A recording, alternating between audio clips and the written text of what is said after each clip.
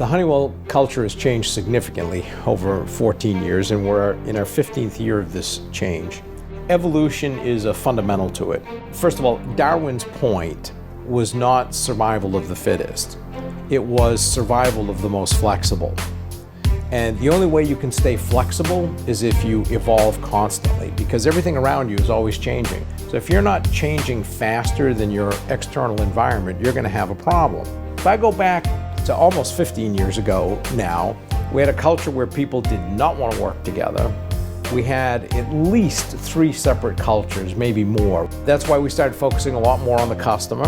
There's still, we think, more things we can do to be more customer focused, but that helped to bring us together.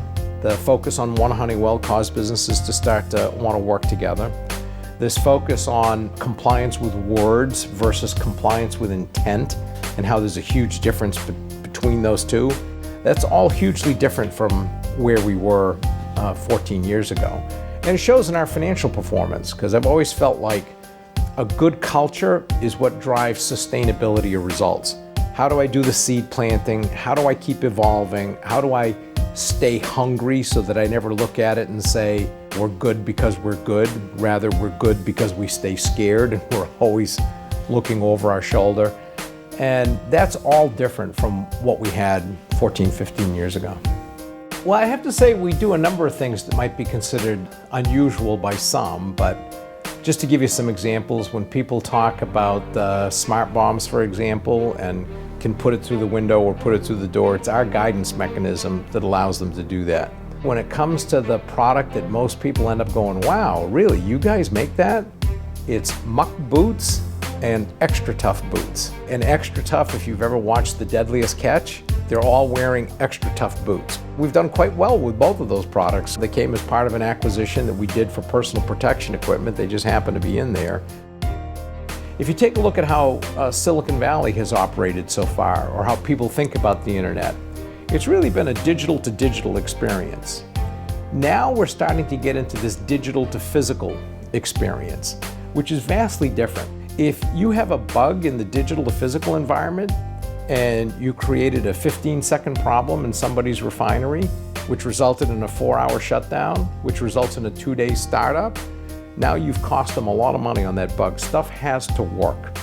So when it comes to this digital to physical situation, we're uniquely positioned because we do both. And as proof, I would show that we have 23,000 engineers. About half of them are developing software.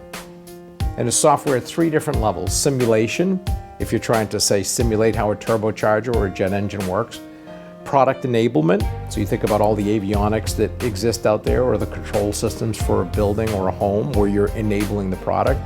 Or the 3rd level, where you're actually selling software as a service, which increasingly we're seeing. In the cyber industrial environment, we do the cyber and we do the industrial. We understand both. And domain knowledge is going to be significantly more important in this digital to physical environment than it ever was in that digital to digital environment.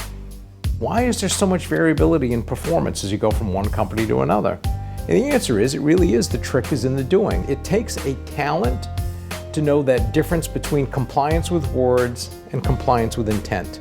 We really put the right amount of thought into it up front and say, what's the right thing to do here? And then we just make sure we do it.